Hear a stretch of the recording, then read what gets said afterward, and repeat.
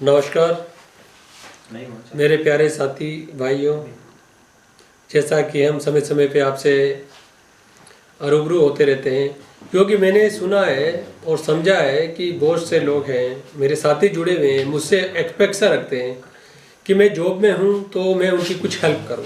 Really मेरे को help करनी चाहिए। आप मेरे दोस्त जानकार साथी है, मैं जॉब में हूं, मैं कुछ काम कर रहा हूं, आपको एक्सपेक्टेशन है।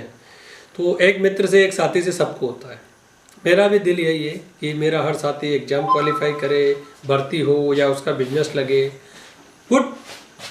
लेकिन एक प्रॉब्लम है दोस्तों, जो पीछे टाइम में जब एसएससी, यूपीएससी या अलग अलग कमीशन नहीं होते थे भर्ती के लिए, आरपीएससी स्टेट वाइज, तब भर्ती होती थी तो डिपार्टमेंट अपने लेवल पे करते थे। उससे कुछ समय पहले जाओ तो कुछ यूनिट्स अपने लेवल पे जो लोकल लोगों को रिक्रूट किया करती थी।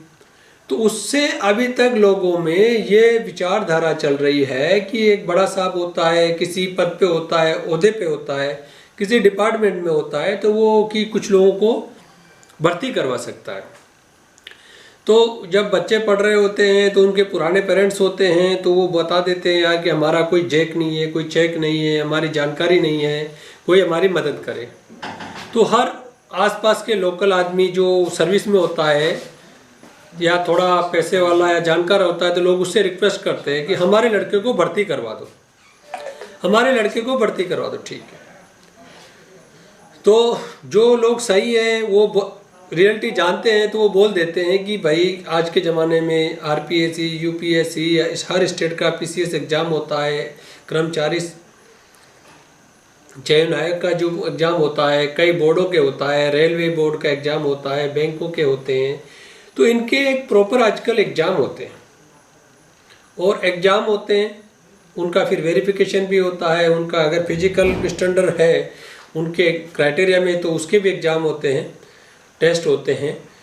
तो ये अलग अलग स्टेज में होते हैं, 2-3 स्टेज में होते हैं, अलग अलग बोर्डों के द्वारा एक होता है। जैसे एसएससी ने रिटन एग्ज़ाम ले लिया कांस्टेबल का, सभी पैरामिलिट्री फोर्सेस का एग्ज़ाम एसएससी लेता है आजकल।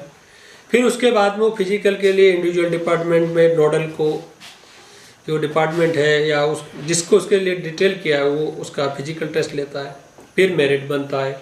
आजकल आपको पता है कि जो छोटी नौकरी है उनमें इंटरव्यू नहीं होता है।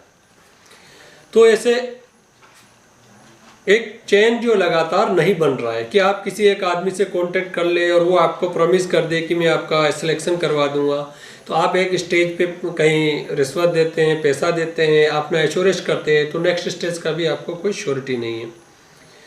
तो इस झांसे में ना आए, आप ये प्रयास न करें कि आप किस तरीके से अपने बच्चे को सेट करा पाएंगे, भर्ती करा पाएंगे। मेरा यही सलाह है कि आप बच्चे को फुल तैयारी कराइए।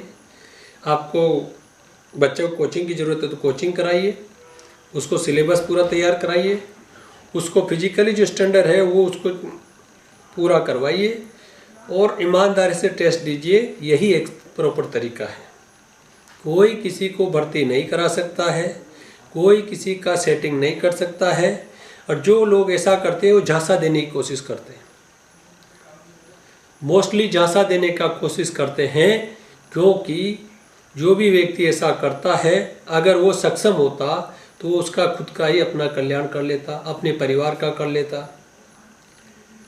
ये लोग इस तरह के लोगों को ढूंढते रहते हैं कि जिनके दिल में डर है, जिनके पास पैसा है, जो कोशिश करते हैं ऐसे लोग इनके चंगुल में फंस जाएं। क्योंकि उनको बच्चा लगाना है जॉब में, इसलिए डर के मारे किसी को बताते भी नहीं हैं और जॉब के लालच में पैसे भी दे देते हैं। तो इस कारण से इनका पैसा फंस जाता है। जब ये पैसा दे देते हैं, फिर एग्ज़ाम दे देते हैं, उसके बाद में देखते हैं कि रिजल्ट नहीं आ रहे हैं, तब इनका विश्वास टूट जाता है। मेरे साथ एक दोस्त है, मैं नाम नहीं लूँगा उनका, उनसे आर्मी में लगाने के लिए पैसे ले लिए गए। तो आर्मी में सिलेक्शन नहीं हुआ, गांव में बहुत बदनामी हुई, उन्होंने घर वालों को भी बहुत सदमा लगा, पैसे भी उलझ गए, जॉब भी नहीं लगा, गांव में भी प्रचार हो गया।